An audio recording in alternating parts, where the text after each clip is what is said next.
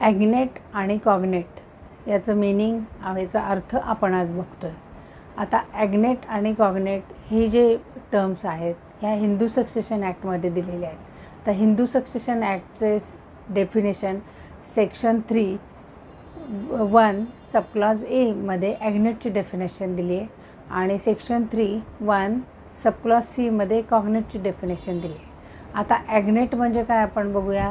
समजा एक व्यक्ती दुसऱ्या व्यक्तीशी एका पुरुषामुळे त्यांचा संबंध असेल, म्हणजे मध्ये एक पुरुष असेल आणि मग बाकीचे जे पुढच्या व्यक्ती आहेत ते त्याच्या पुरुषामुळे त्याच्याशी नातेसंबंधात आलेले असतील. तर याचं उदाहरण घेतलं तर समजा ए हा एक व्यक्ती आहे, तर त्याच्या वडील आणि त्याचे आजोबा आणि पणजोबा, म्हणजे त्या मुलाचे पणजोबा हे त्याच्या वडिलांच्यामुळं तिथंपर्यंत नातं गेले ना. तर म्हणजेच एखाद्या पुरुषामुळं किंवा मेलमुळं त्यांचा नाश आहे.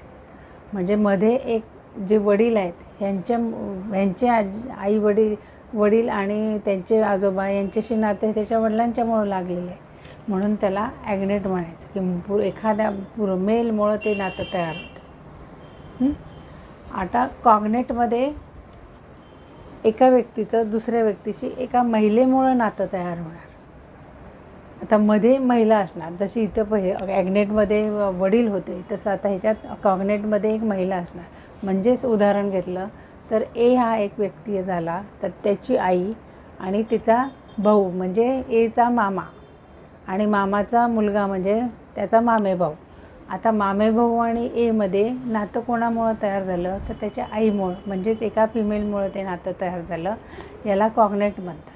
आणि ह्या डेफिनेशन तुम्हाला बरेच सक्सेशन ॲक्ट इतरही ॲक्टमध्ये हे शब्द वापरले जातात, म्हणून हे अतिशय महत्त्वाचे.